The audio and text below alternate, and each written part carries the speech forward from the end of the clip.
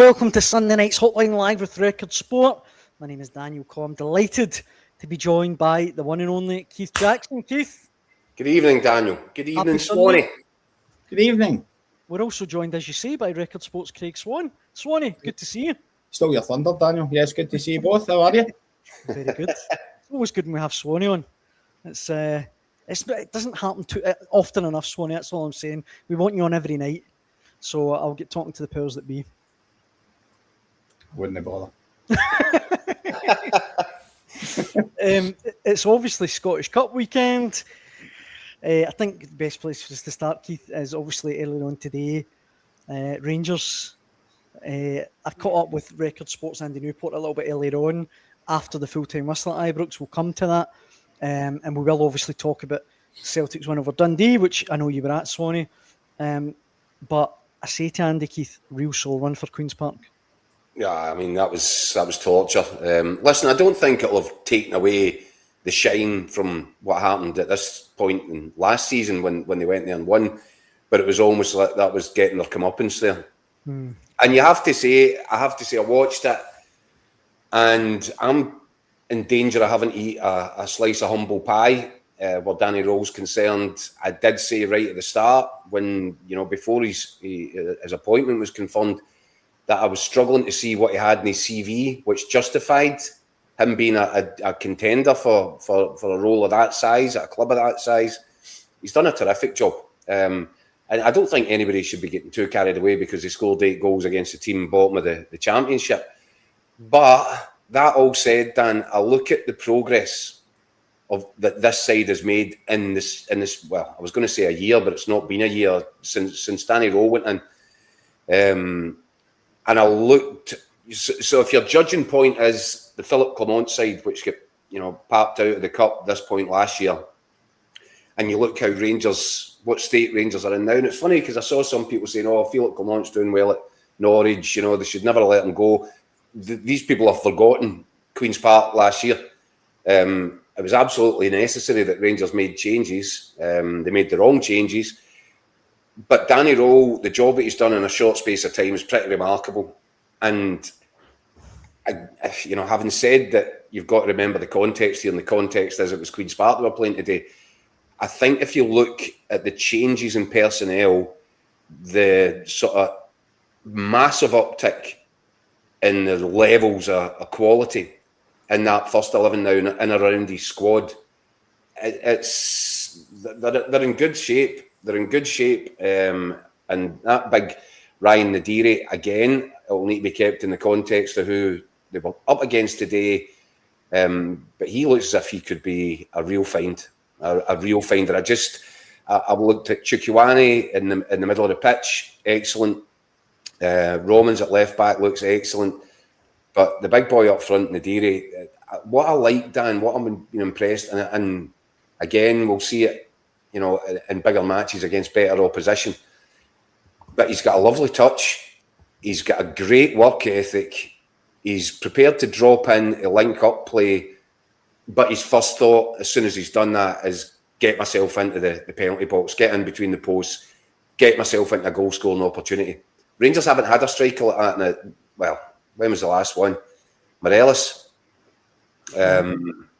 So he looks really dangerous, and he's a formidable guy, the kind of size of him, his physicality. Got a couple of goals today, a couple of very good headers, but it looks as if he's going to be a real handful. He is potentially a game changer in terms of what's left of this season for Rangers. They needed to shake it up. Danny Rowe identified that, and I do think that he's brought in a serious bit of quality. I go back to the fact, Daniel, that I said I felt Rangers needed one more addition in that final third to be real, strongly fancied in the run-in. They haven't managed to do that, but what they have done looks pretty impressive at this stage. Do you know, you mentioned the first game against Queen's Park, which was a year ago tomorrow. And Swanee, look, that feels like a lifetime ago. The Philip Clement game when Tavernier missed the penalty and one of the most embarrassing, humiliating defeats in Rangers history. That feels like decades ago. It's not even a year yet. Yeah, how much has changed?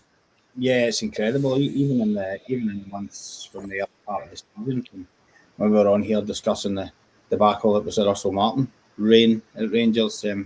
Danny Rowell, as Keith said, has done great. He's gone in. He's sort of steadied the ship, solidified things, made sure Rangers stopped giving silly goals away. Then they slowly built it up to the way they're trying to be more progressive through the pitch and attack and try and create and score goals. As Keith said, you've got to look at the levels. But we always say that a real buzzword in this show since we started it, when we're talking about various clubs, is recruitment, and it looks like Danny Rowell was trusted to get some players. The board have backed him. They've taken his word on who he wanted and who he liked, who he fancied, and the signs look reasonably good for Rangers. And my word, what a monumental week! If Rangers can this time next week, if Rangers have taken 6 points out of 6, they are really seriously title contenders. Swan, I've been writing about that in my column for tomorrow, but almost like the flip side of that. And I've gone on the Hearts angle. If Hearts take 6 out of 6, what do we say about them then? Oh, it's a monumental. I mean, it's a massive week for. It's a massive week. I just feel this is a potential to be almost a defining week. Yeah. Because Celtic have got 2 games coming up against the 2 teams at the bottom of the table. That's almost on the back burner. While you're looking, everybody's attention is going to be on the Edinburgh Derby, and then Hearts going to Ibrox. Yeah. But Celtic, if they want to be realistic, not contenders, if they want to kind of copper bottom their title defence, 6 points an absolute must. And the Kilmarnock game could be tricky. It has the potential to be a tricky one. It always is at Rugby Park. Yeah. But Neil McCann's doing something there. He's getting a bounce. So that's a difficult one. But you would have to assume at this point Celtic take 6 and then they see where it leaves them. And then the real kind of intrigue is what happens when Hibs go to Tynecastle on Tuesday night and what happens when Hearts go to Ibrox on the Sunday. If one of these sides could take 6 points from those fixtures, then I think they come out of this period in the best shape. So, yeah, I just feel this week that's coming has got all the makings of a sort of definitive week and where this mad season goes. Yeah. It's just absolutely mouthwatering. Yeah. I talked about this a little bit with Record Sports Andy Newport, who was at Ibrox today. Shall I have a listen to see what he made of the game? One of these days, Dan, I'm going to go, nah. Do you know,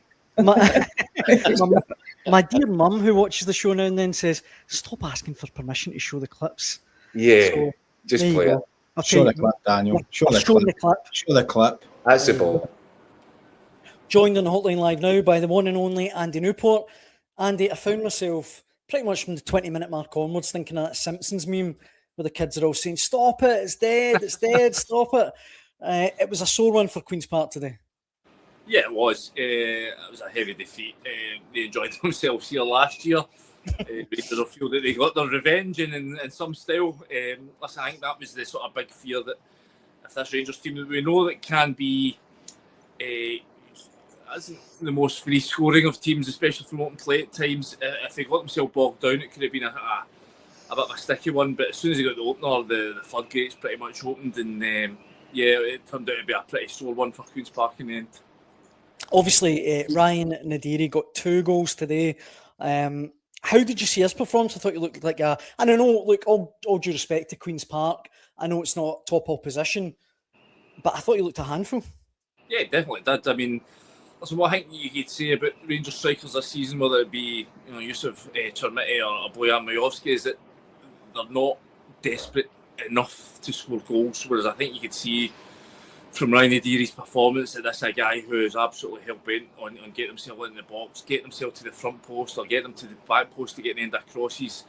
I don't think Queen's Park will be too happy about giving them basically the freedom of Ibrox to score the opening goal after 8 minutes. But he took his header really well, and again gets himself in the end of a really nice Oliver Ampman cross right at the start of the second half to get his second. So he'd be delighted to get himself off and running. He had a big chance here against Kilmarnock on Wednesday night to score his first goal for the club and sort of skewed wide. The fact he's got himself in there, get himself off and running as a striker, I think is always important. So as you say, there's going to be far bigger tests to come for him, for this Rangers team this season, and none more so than this week. But the fact that he's got these goals early will do his confidence a world of good. I think as well, Andy. Look, I know we've talked about him over and over and over again on Hotline Live and on Imagine the Rangers pod as well. But James Tavernier, like, I know he splits the fans. I know, he divides opinion. But look, I think back to September 2024, he was being hounded outside Ibrox. Fans calling him a loser, get lost and all that. See, for him to have the character to stay there, come back, 143 goals, 290 assists. I mean, those are crazy numbers. 150 career goals. His first goal was 150th. Hard to believe for a guy with that amount of goals. That was his first hat-trick, his first ever career hat-trick today as well. So, oh, was it? Yeah, so I mean, frightening numbers for a fullback. I mean, even Danny Rose just said in the press conference there that it doesn't matter if it's a penalty or a free kick. Goals are goal and they all count the same. And he's been doing it year in, year out for Rangers. Listen, I think Rangers are going to need him down this title stretch. I mean, he's been in and out the team a wee bit this year. I think that's been smart management by Danny Rose, sort of trying to preserve him. I don't think he was actually due to start today. I think Max Allen's would have been the guy starting today, but he sort of phoned in sick with Smalling, so Tavernier gets the call, comes in, and I think it was a big moment for him as well, because you think about it was this game last year. I mean, it was tomorrow's a year to the day since that infamous defeat to Queen's Park last year. It was his penalty miss in the 97th minute that really cost Rangers, because he obviously a chance to equalise, send the game to extra time. He obviously blinked at the vital moment. Callum Ferry gets the goal, gets the save, and Rangers were out. It goes down as one of the most humiliating results in the club's history. So for him today was probably a special in the sense that it's buried some of those ghosts that were still flying about from last year. It's put them to rest, as you say. And you kind of get the feeling, Andy, that he, more than, or as much as anyone, I should say, is desperate in May to be holding up the Premiership title. I mean, what a turnaround that would be for him. Yeah, I mean, like, nobody, I don't think anybody really thought that Rangers could be in this position. Heading into a week where if they beat Motherwell on Wednesday, if they beat Hearts here next Sunday, there's every chance, depending on how the goal difference goes, they could find themselves top of the table, which is just a remarkable turnaround. In terms of James Tavernier, there's no doubt he's not won enough silverwares. 3 winners' medals in 11 years, that's nowhere near enough. That's a point that's been discussed to death down the years. He's out of contract. Danny Rose just been asked about his contract situation. The press conference wasn't giving too much away, kind of swerved the question a little bit. But I don't think there's any doubt that James Tavernier, if he bows out this summer, he'll want to do so in a high with another winner's medal around his neck. And right now, Rangers are a great opportunity, which is just something you couldn't have said, 3-4 months ago when they really looked like they were. At one point, you were struggling to make the top 6. So the fact that will go down well with him. You mentioned, Andy, the week coming up for Rangers. So it's Motherwell on Wednesday night. What a game that's going to be. And then Hearts at Ibrox a week today, next Sunday. I mean, 2 mouth-watering games. And look, Rangers, I would dare to say, couldn't really be in a better position. They're absolutely flying at the minute. These are pivotal games. I mean, but they all are at this sort of stage in the season when you're involved in a title race. But there's no doubt, they're playing arguably the form team in the league in terms of Motherwell. Remarkable run of wins, remarkable run of clean sheets at home as well. The darlings of the Premiership with the way that they play under Jens Berthel Askew. So, it's, as you say, mouth-watering's the word. It's going to be a really fascinating game at Fir Park. And then obviously, then you've got the sort of the top 2 as it is at the moment facing off here.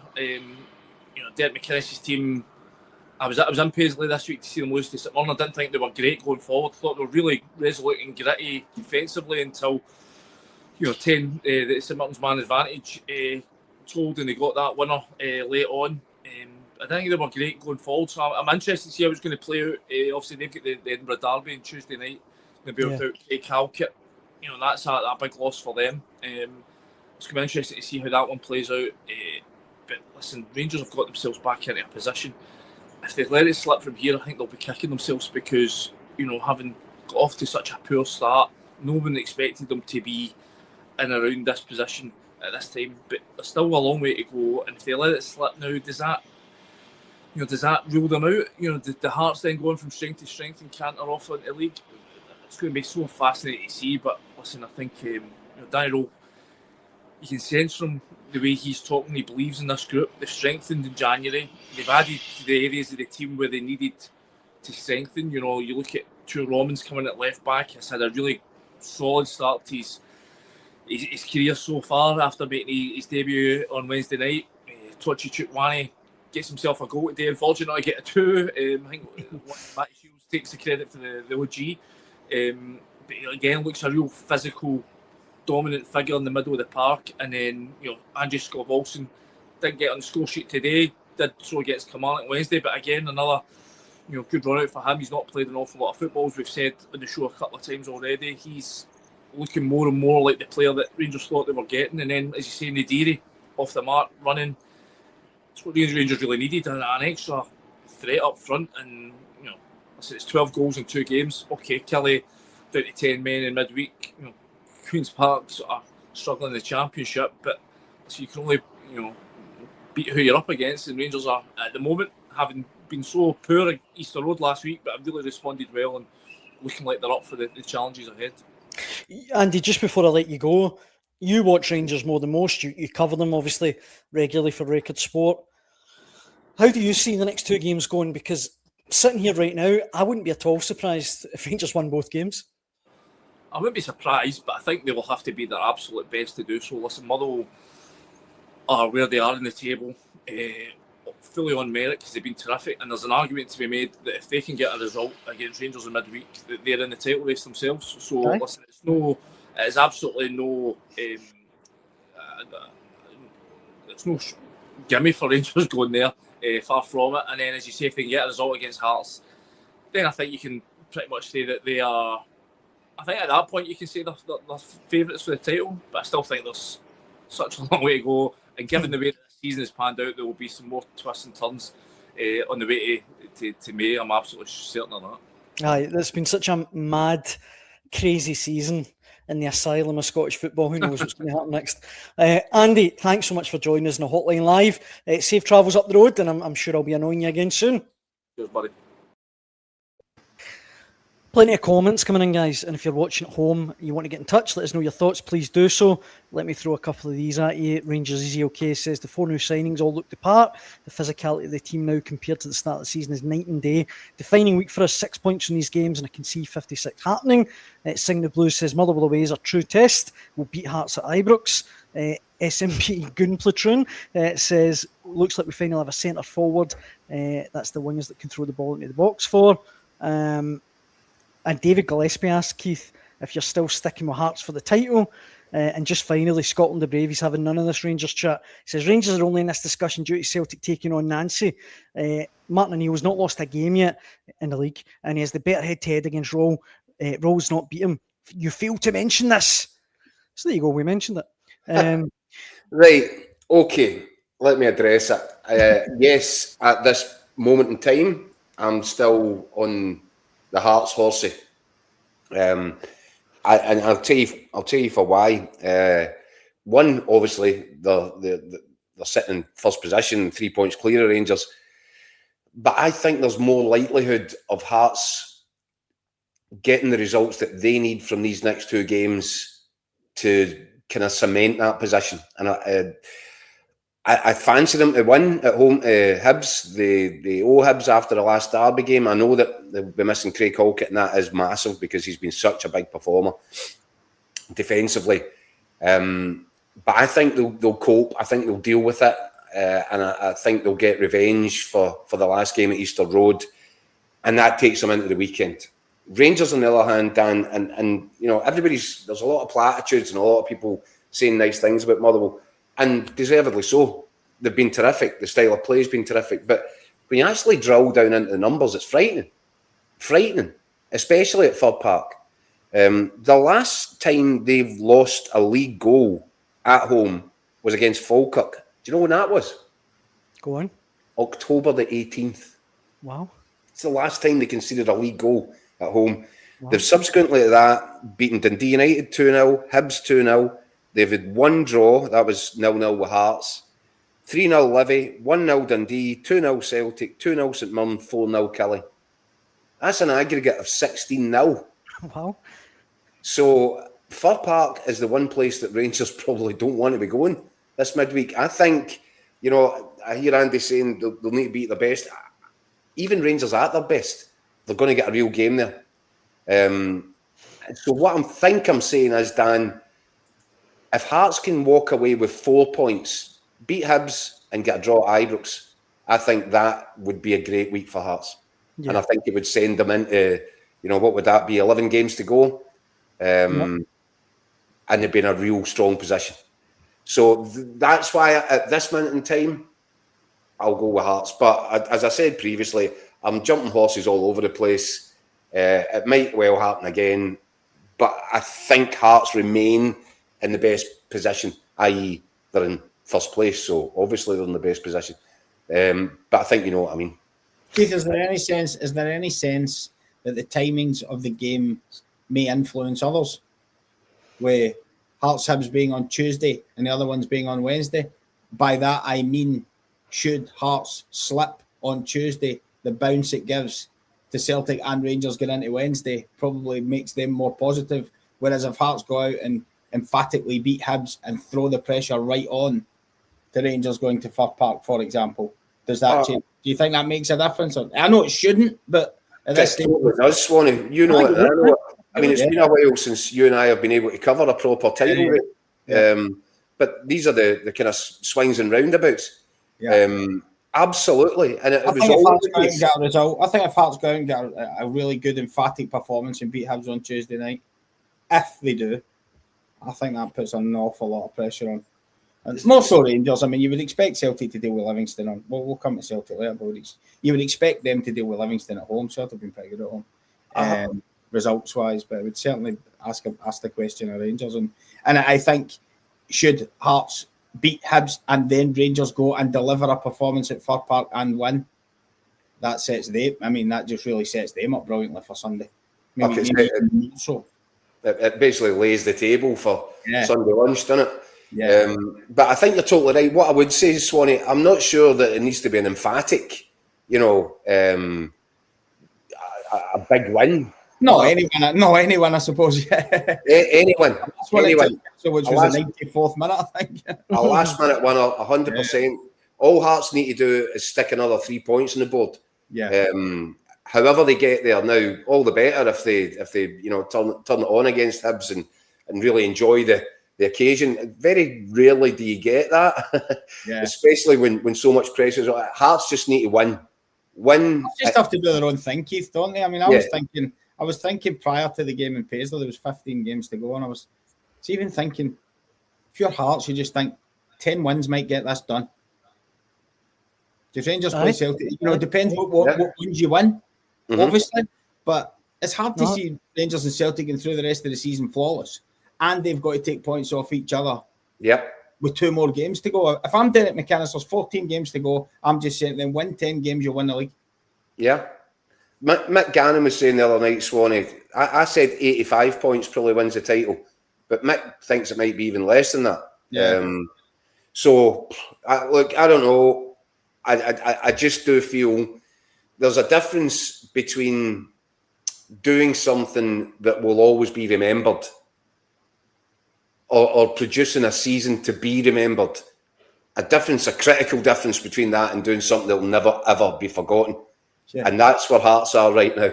You just feel going into this week, this could be the 2 games that really shapes it for them. Is it just to be a season that everybody remembers and thinks, remember that season Hearts were brilliant? Or is it the one where you look back in years from now and say, wow, that was a defining moment in Scottish football. That was an incredible historic achievement. And I think that's where we're at right now. And I don't listen. What I wouldn't wish to do is pile all the pressure onto Hearts. Hearts will deal with it the way they deal with it. And I think you're right, Swanee. Derek McInnes is very good at keeping a lid on stuff. But essentially, that's where we're at right now. Yeah. The whole season is kind of hinging on what comes next. I think we're past the point of not piling pressure on Hearts. I think that ship's sailed. You're at the stage now where it's impossible now to avoid the fact, even round about getting into Christmas time, my famous Christmas comment, But around about that time, you could still sense Hearts. So you could almost sense Hearts still playing with a modicum of freedom at that stage, because not everyone was still convinced. That's all gone now. Yeah. The scrutiny and focus is on every single game for Hearts now. Derek McInnes is well aware of that. He's been in the block often enough.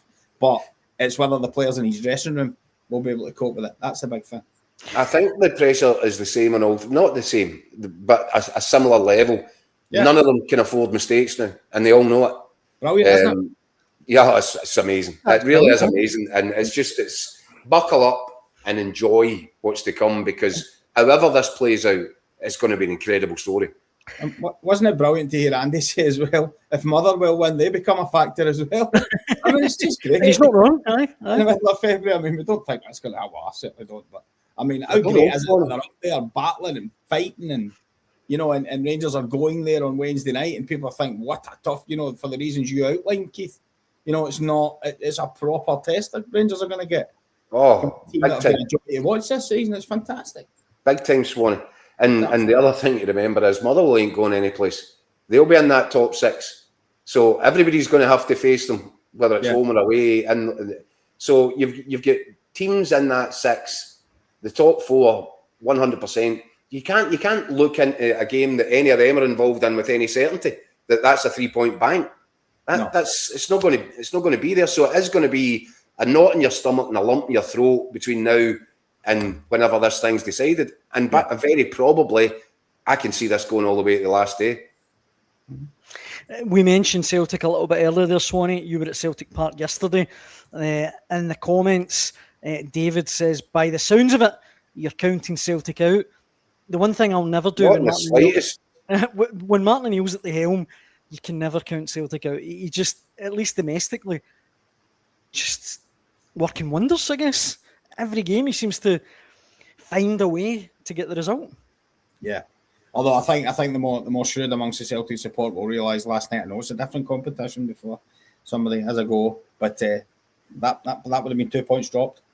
Aye, of course, aye. In that performance, and it would have been deservingly so. Celtic were poor last night again. Hey, Swanee, it would have been 3 points dropped if the ref had brought his watch with him.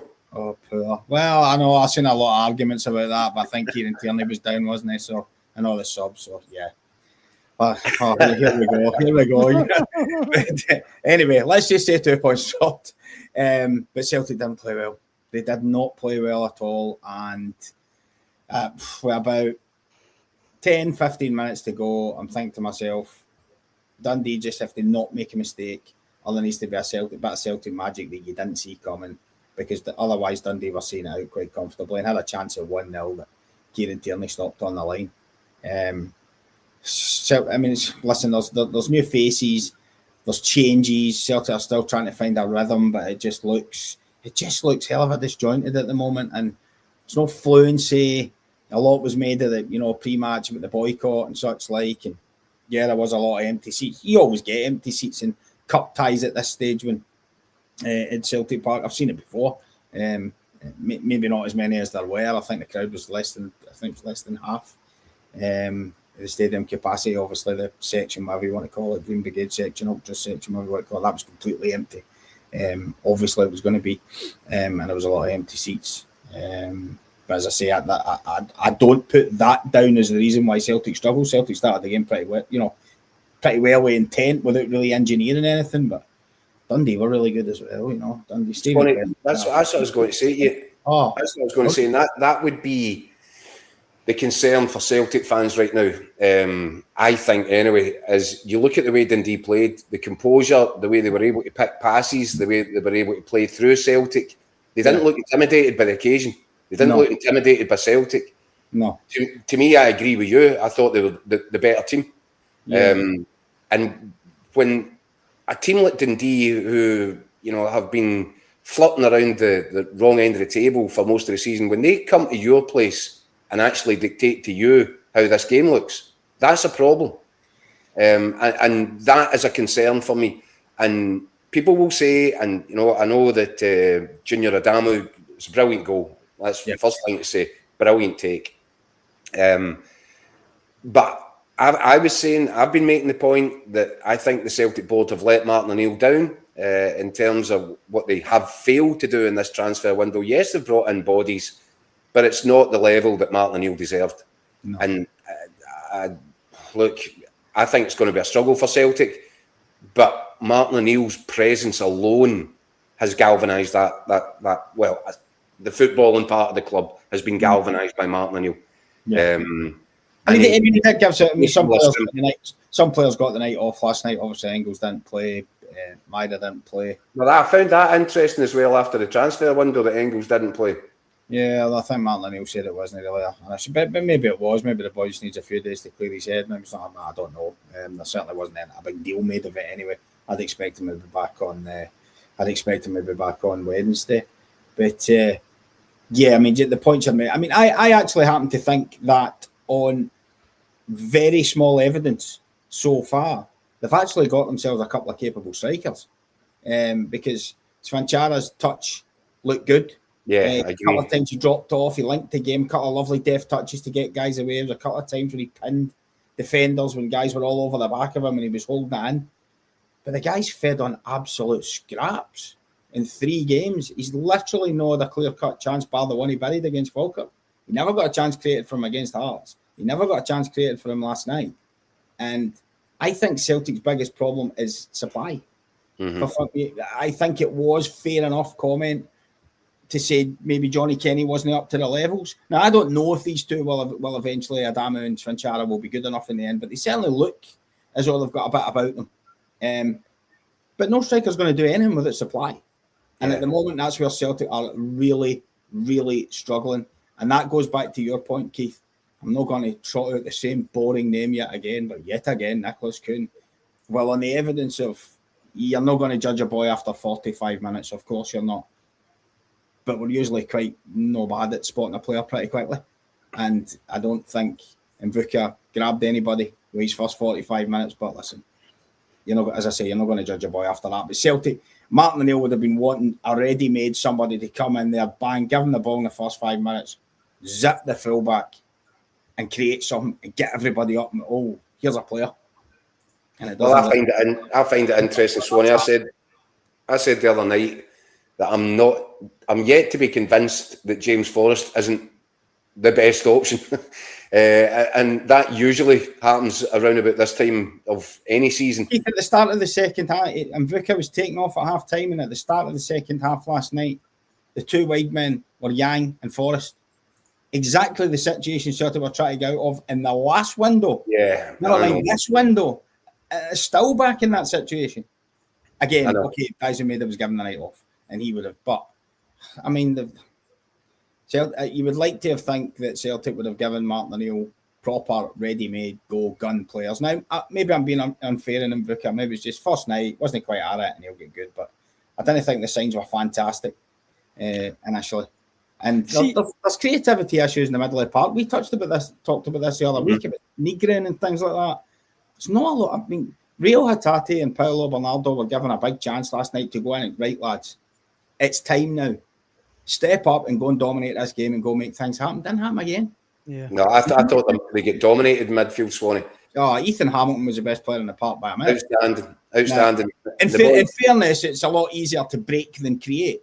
We all know that. It's easier to defend and score. And his job was primarily to shield, break things up, take the pressure off running with the ball, which he did fantastically well in the first half. Never mind his goal. There was a couple of times when he broke play up, he was getting away, but then he was ball carrying and taking a bit of pressure off. He was brilliant.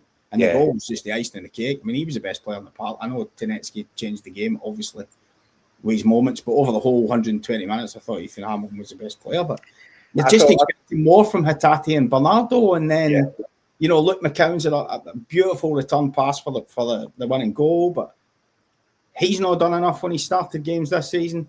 And the big hope for Celtic's that somehow Alex Oxlade-Chamberlain is going to get up to speed rapidly, quickly, and have that sort of guile and nous in there, because struggling to make things happen from the middle, and the wide guys aren't doing enough.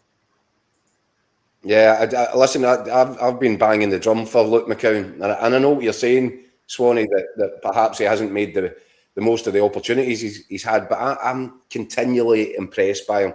And let's talk about that pass for the winning goal. It was sublime, first to have the vision, Yeah. to even spot it, but then to have the sort of the weight of the pass to make. How many guys zip that in there and rifle it and they just bite you? You can't play a pass like that. And but I mean, I'm sure Luke McCown will be the first himself to admit that when he's had his chances from the start, he's not done enough. Yeah, consistently well enough. If he had done, he would be playing. But that's not an individual criticism of Luke McCown, because it's been the same across the midfield. Engels hasn't done enough. Hatate hasn't done enough. Bernardo's in the rare sightings that we've been seeing, and you could make a case for Paolo Bernardo's to say, well, it's very difficult to be out of the team for a long period, be brought in and expect to hit the ground running, but still, these are the chances that guys have no doubt are knocking on the manager's door looking for. When you get one, you've got to go and take it and say to the manager, I'm in the team on Wednesday night as well. Yeah, I'm going to dominate this. For what I've just done, and no one's doing it. No one is doing it for Celtic, and to me, big concerns for Celtic, even out of this transfer window. As I say, that would have been 2 points gone last night. Teams are now setting up. I looked at Dundee, Stephen Presley last night. Listen, we touched on it already, Keith. When Dundee got the result against Brendan Rodgers' team earlier in the season, it was a more sort of pragmatic way they played. Kind of sat in and last night they were a lot more progressive through the pitch when they got the chance. But it was all based around doing your job, shape, proper, being compact when Celtic have got it. Let Celtic have it wide if they want, because the wide guys are not going to hurt you. The wide, and as of course, as it turns out, 94th minute. Konecki did. But I think that was just down to a fullback being shattered. By the way, I was going to say, you said about Ethan Hamilton, absolutely correct. Head and shoulders job for me. But right back, I thought Halliday was exceptional for them as well. And I think you're absolutely right. I think he hardly had another step left in his legs. True, yeah. He actually thought about hanging a lazy leg out, and then thought, better not in case I clip him. And he's just probably thinking, just fire this over to the corner. Just give me one break here, and Konecki put a beautiful ball in, and a tremendous finish from Adama. And that's going to give him a great lift as well. You know, he looked quite athletic and good. We didn't see enough really in the game to see fully what his touch was all about, and his link play and stuff like that, but we'll get to see more of that. But I do think we've got a couple of half decent front players there. I do think they look as though they might be able to do something for Celtic, but they're going to have to make them chances. And at the moment, that is an issue. It happened at Falkirk the other week when Celtic scored for a dead ball. I think never really created much in open play. There's been so many games this season. They haven't done enough in open play. They're not carving teams open anymore. Teams are finding it more and more easy to keep Celtic under control. They let them have it and they sit in, but it's not like they're just launching it when they win it back. They're going through the phases of the pitch as Dundee did last night. A couple of great moves in the second half, obviously, when Celtic were moving on. And teams have been able to get through Celtic. And I think there's big concerns there for Celtic. I know the message at the bottom of the screen was, it sounds like you're counting Celtic out. No one's counting Celtic out. Let's make that absolutely clear. I don't think anybody would be stupid enough to do that, and they've got the players in there. But on current form, they are the third best. I don't think anybody could argue with that. No, I think you're right. I would say though, there's a couple of comments coming in, and this one it's a bit perverse. It makes. I'll just read it out. This one, if I can find it, Rebel says Celtic can't get any worse, and they're still right up there. That's a fair point. A fair point. Celtic have not played well, basically for since about a month before Brendan Rodgers left. Probably. Martin O'Neill's results are sensational. I mean, the Martin O'Neill's results record over the two spells. I mean, I'm not sure exactly what the statistics are, but it's got to be something like whatever, so many wins and only one draw or something. He hasn't lost a domestic game, has he? No. Only team to beat him is Michelin, doesn't it? But he's said often after games that not done enough, not been good enough. But I mean, they have found a way, and fair play to them for that. I mean, the one thing you've got to give them is that they've got some resilience. I mean, I can even go back to the game in Paisley earlier in the season. 0-0, probably the worst game I've seen all season, and Callum McGregor gets one out his feet and sticks in the top corner for 25 yards. When Celtic look as though they're good, I mean, they have got a will. certainly under Martin O'Neill, it disappeared for a bit under Wilfred Nancy, of course. But under Martin O'Neill, they're finding ways to get jobs done. And then Tanecki last night was, I mean, those two cameos, that was fabulous. And we tend to forget there's a lot of pressure on that lad, and he's a young boy. You know, he's not, say, young boy, 23. But it's not easy to come in, but Celtic need more of that from him. It's clearly a player in there. Yeah. But it's not coming out often enough. Yeah. And if Celtic can get him rolling and they can get Maeda rolling on the other side again, I've got a couple of, then the football might get better. But at the moment, it's just overalls on, get results. And they keep, to be fair, Keith, they do kind of keep getting results. At the minute. And that's what makes me. Credit to them. What I'd say as well is Martin O'Neill, I know he's a Celtic legend and he's the guy that's come in, he's holding the fort and that, but Martin O'Neill is an elite manager. This is a guy that's done it at the very top. He's been out of the game for a while, Dan, which is why you couldn't, in all honesty, look at him and think after Celtic he's going to go down and take the Arsenal job. You know, it's not going to happen. Martin O'Neill is the fix that Celtic need. There's no doubt about it. He has been phenomenal this season. He's not the long-term answer, clearly, and he's not. You know, in terms of the modern day managers up and down the country, you wouldn't say he's the ideal man for anybody other than Celtic right now. Mm-hmm. But he's got this connection, he's got this magic dust, he is getting results. But that's the worry, and Swanee's absolutely right. You're not going to win a title relying on resilience and, you know, playing to the 97th minute or whatever. That won't get you over the line. Or it's very unlikely to get you over the line. What you need to do is find your form, find momentum. And Celtic's main hope and the biggest thing to take away from the game at the weekend is they did turn it around. There is momentum. There was momentum left over, you know, going into the extra time period. They got the win. Martin O'Neill has to hope that momentum carries itself into this particular week. Because as we said right back at the start of this, Celtic really need to take 6 points from these next two games, and then they can look over their shoulder and see, you know, what happened over there. Who's, you know, how do the cards lie this time next weekend? And that's going to be fascinating. But Celtic need to help themselves to get there. They can't keep going on salvage missions and, you know, scraping wins. They need to impose themselves on matches, and they need to not let the opposition impose themselves on the games, because that's the Celtic we've known over these last 2 decades. That's always been the case. Celtic are going to boss this. If somebody is going to get anything out of a game against Celtic, you need to be really lucky. You need to be really well drilled. You know, everything needs to fall into place. That's not the case against Celtic right now. You don't need to be. There was a classic point made last night with someone I was talking to at the game, and normally Celtic are 1-0 down in the 95th minute or whatever. The away goalies had an absolute worldie, and Celtic have scalped the bar 3 or 4 times. Yeah. Strikers are the nightmare, spinning balls over the bar, and it's just, you think it's not going to be the day for Celtic. Wasn't it like that last night? Wasn't even close to like it. John McCracken was barely tested. I think good save for Kieran Tierney at one point, but yeah, did anybody else notice? Alamo, you know, that just wasn't happening.